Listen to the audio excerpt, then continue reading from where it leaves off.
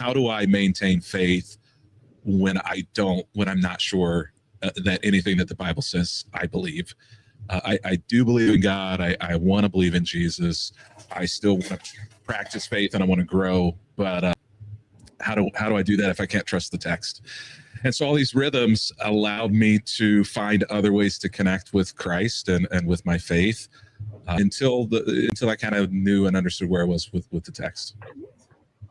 Yeah, it was really, I saw so many points of congruence with your story and my own deconstruction journey. I'm sure Desimber probably has some similar feelings because of her background, but it felt like somebody had pulled the rug, not only the rug out from under me, but my whole worldview just collapsed. And it's disorienting, and the anger is very, very real. I remember reading one of Bart Ehrman's popular books about 3 years, maybe 4 years after I had walked away from the church, thinking I would never, ever step foot in a Christian church again. And I was so angry about the things that I hadn't been told. I felt like I'd been lied to. That's what it felt like for me.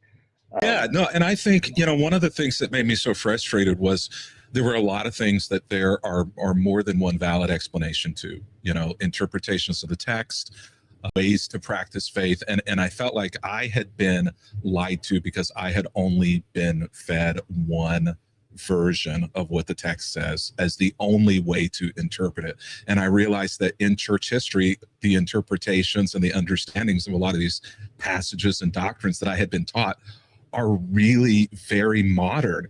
And there's like lots of different ways, lots of different theologies to understand this, that the church has believed for hundreds, sometimes even thousands of years longer than the ones I've been taught.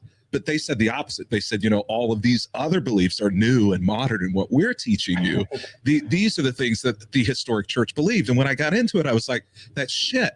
It's the opposite. It's the stuff you taught me that was like dreamed up 20 years ago because you hated Black people or something.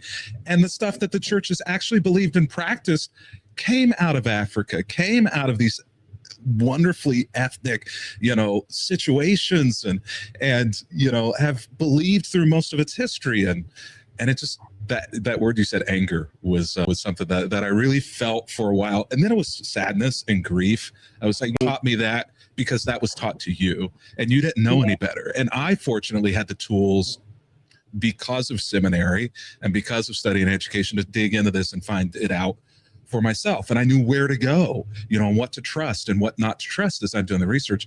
Most people don't have the privilege that I had to be able to do that. And so it's easy to understand why so many people are walking away from their faith, because they didn't have the privilege that I had to be able to navigate those questions on their own.